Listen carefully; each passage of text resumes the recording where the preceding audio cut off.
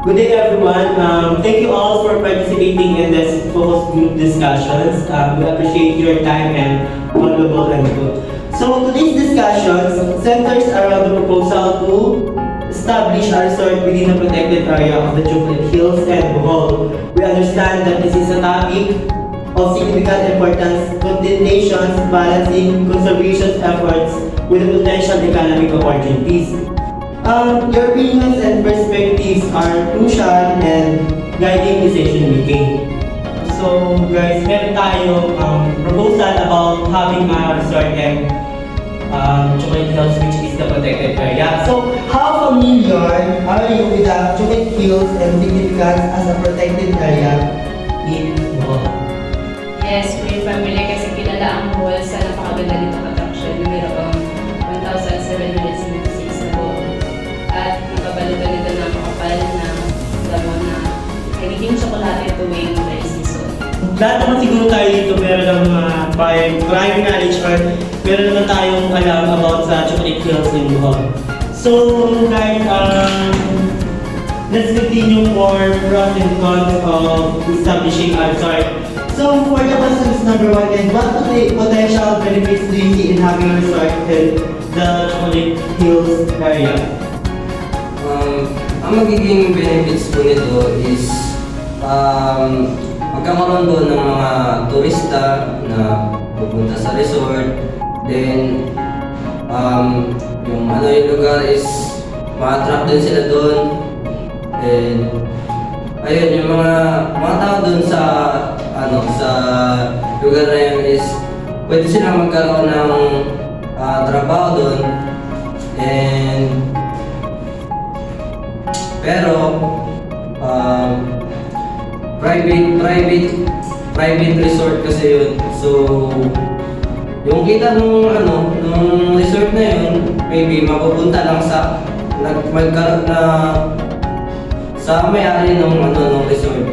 Kaya ayun, parang hindi rin siya okay. Thank you, Mr. Debbie, for that information. And for conversely, what concerns or drawbacks do you foresee with this proposal? Maganda naman yung layunin ng kailang business na magtayo sa gitna ng Chocolate Hills.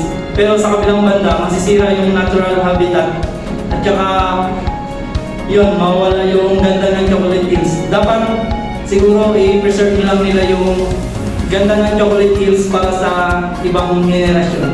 Well, may point na naman talaga si Mr. Benji pagdating sa natural resources or natural habitat ng Chocolate Hills. Masisira nga naman talaga ito. So, for impact and conservation efforts, since sa pag-usapan natin yung negative impact nun, how do you think the establishment of a resort might affect the conservation of the Chocolate Hills and its surrounding ecosystems? So, yung pagpapatay ng resort sa Chocolate Hills is malaki rin tulong sa isang entrepreneur kasi puntahan din ng mga turista at kilala natin lahat yung Chocolate Hills. Pero, isa rin napakalaking impact nun sa ecosystem, sa paligid nun kasi maaaring makasira yun ng tirahan ng mga hayop, pwedeng masira yung mga halaman at syempre dahil sa puntahan nga ng turista is maaaring magkaroon ng pollution sa lugar na yun. Kaya dapat mas maayos o maganda yung plano sa resort na yun para mas mapanatili natin yung kalinisan, kaayusan at kagandahan ng Chocolate Hills na yun. Very well said, Ms. Roseanne. What about are there any measures that could be taken to mitigate any negative impact on the environment? Yes, marami po tayong mga dapat gawin o mga hakbang na gagawin pa para maiwasan yung negative sa kalikasan or doon mismo sa Bohol kung saan pwede tayo, for example, pwede tayo humingi ng tulong sa mga batas kung saan matutulungan na tayo na mapanatiling maiwasan yung pagputol ng mga puno upang mapaganda pa yung kalikasan doon. At hindi natin masisira doon yung mga bahay ng mga hayop and Kapag na-approve ng government yung environmental, mayroon tayong tamang proseso para maiwasan yung negative effects sa chocolate hills. Thank you, Ms. Antoinette. And for community and economic considerations, how might the presence of the resort impact the local community and economy? Maaari magdulot ng iba't ibang epekto ito sa local komunidad at saka sa ating ekonomiya. Tulad na lamang ng pag-angat sa lokal na negosyo ng mga negosyante katulad ng restaurant, hotel, tsaka mga tour operator. Tsaka sa mga residente na nakatira doon na maaari magkaroon ng trabaho dahil sa resort na iyon. Gayunpaman, kung magiging negatibo ang epekto nito sa reputasyon ng destinasyon, maaaring magresulta ito ng pagbaba ng bilang ng turista at kita at pwedeng mawala ng trabaho ang mga residente na kumikita doon sa pagmagsak yung resort na yun. Thank you, Ms. Mans, for your information. And for the next question is, are there ways in which the resort could contribute positively to the livelihood of local residents? Definitely yes, kasi there are many ways na yung pagtatayo ng resort sa Bohol is maraming positive impact doon sa mga, especially doon sa resident na nakatira sa Bohol. Kasi pwede silang magbigay ng sample trabaho.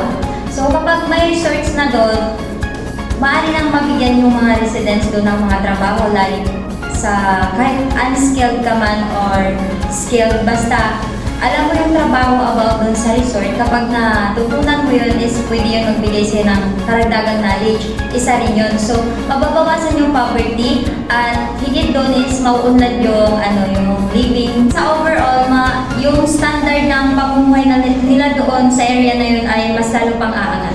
Well, tama nga naman talaga yung sinabi ni Ms. Marcel na talagang malaking impact pagdating sa livelihood yung gagawing resort doon sa Chocolate Hills, which is sa Bohol.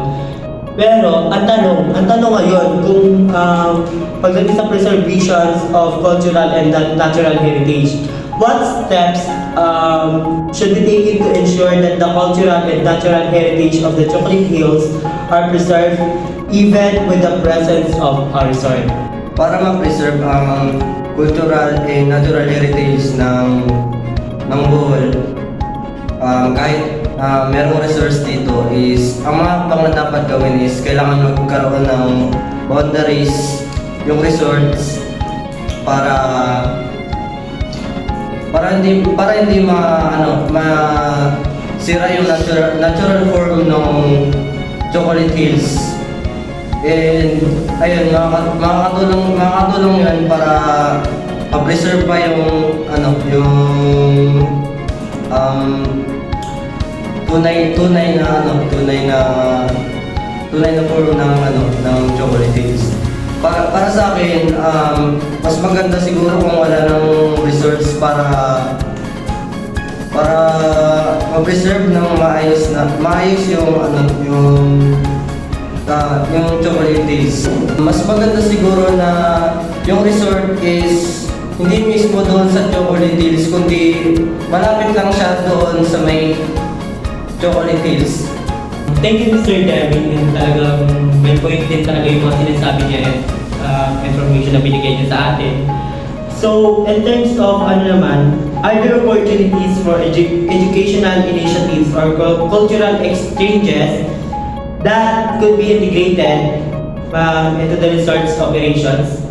Yes, maraming opportunities. Pwedeng magkaroon tayo ng environmental education program para sa mga bisita na dumadayo doon para mas matutunan nila kung paano mapanatili yung kalikasan na maging maayos, na maging maganda, at hindi masisira basta. Bukod dito is maaari din mga turista na matuto na makipagbalita ng mga kultura or mga pamumuhay doon sa Chocolate Hills. And yung resort na to is hindi lang pwedeng maging pasyalan, pwedeng paaralan na makakatulong na mas mapanatili na maganda yung Chocolate Hills. thank you Ms. Rose Antoinette. And talagang pagdating sa mga information, talagang tumbak naman talaga yung lahat naman sinasabi niyo. Pero in terms naman sa pagiging protected area ng Chocolate Hills, doon tayo magkakatalatan. Pero later on, discuss din natin yan. And for the regulatory and framework of governance, what role do you think government agencies and local authorities should play in regulating the establishment and operations of the resort? Siguro yung mga dapat ipatupad ng agency at mga authorities na rules and regulation ay dapat yung regular inspection. Kasi yung DNR dapat at authorities, sila yung mag-i-ensure ng regular inspection sa resort para mapanatili yung waste management at yung mga practices kung paano dapat na mapanatili yung improper construction doon sa loob ng designated zone. Thank you, Ms. Purcell, for your information and ideas about regulatory and governance framework. And for the last questions about this, and are there specific guidelines or criteria that should be met to ensure responsible development within the protected area? At syempre, hindi siya presentable tingnan, lalo na sa protected area siya, which is Chocolate Hills. So guys, based on our discussion today, do you personally agree or disagree with the proposal to have a resort in the middle of the Chocolate Hills in Bohol's protected area, considering it is still a business venture? Why or why not? Ako for me na disagree ako kasi since naman matagal na panahon na siyang na-discover yung Chocolate Hills, matagal na rin aprubahan na maging protected area ito. Kumbaga, yung pagiging natural heritage nito dapat napapanatigan, hindi magkaroon ng although naman ang laking tulong din talaga yung magkaroon ng resort doon sa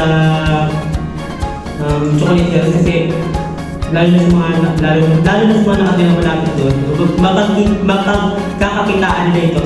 Pero dahil since parang lahat naman ng tao, hindi lang tao dito sa Pilipinas, maging sa ibang mga lugar din, lalo ng mga turista, alam naman nila na yung Chocolate Hills ay isa ng protected area, which is pagiging natural heritage. So everyone, agree or disagree ba kayo sa proposal na ito? Ako personally, agree ako kasi pwede naman pwede naman yung na yun, yung business na yun na ng mga protective measure para panatili yung preservation ng Chocolate Hills. But at the same time, dapat bilang isang negosyo na nag-operate ng isang resort, dapat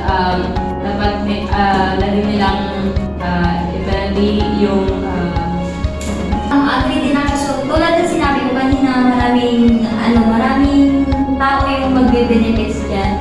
Positively kasi mabibigyan ka ng trabaho, another knowledge, at mga another experience. So, marami din naman tayo kung napanood natin, marami din tao yung natutuwa na nagkaroon ng resort dyan kasi first of all, wala pang resort na malapit sa kanila dyan sa bagong tinatay. kung sakali naman na hindi knowledgeable yung mga tao about sa preservation ng Chocolate Hills, pwede naman magkaroon ng training and practices na pwedeng ipaalam sa mga tao doon na kung paano ipanatili yung preservation ng Chocolate Hills. Pero kahit wala naman resort dun sa Chocolate Hills, maganda pa rin siyang bayuhan ng mga turista, di ba? Yes, at saka kahit naman sabi natin may rules yung resort, kahit na magpatupad tayo ng mga rules and regulation doon, hindi natin alam yung attitude, ugali ng mga turista na pupunta doon. May mga pasaway na turista na pwedeng maging sanhi ng mga pagkasiyan ng Chocolate Hills, mga bruto na pwedeng maka-apekto ito, na pwedeng magkaroon ng mga karat doon. Nagdeklara naman ang dating Pangulo na si Fidel Ramos ng kasunduan na 1037 na i-preserve ang ganda ng Chocolate Hills para sa new generation. Since narinig na rin natin yung information and ideas ng bawat isa, so guys, thank you and once again for your participation and valuable insights. Your perspective will be instrumental in shaping future decisions regarding the conservation and development of the Chocolate Hills area. If you have any additional thoughts or comments, please feel free to share them. That's all. Thank you again.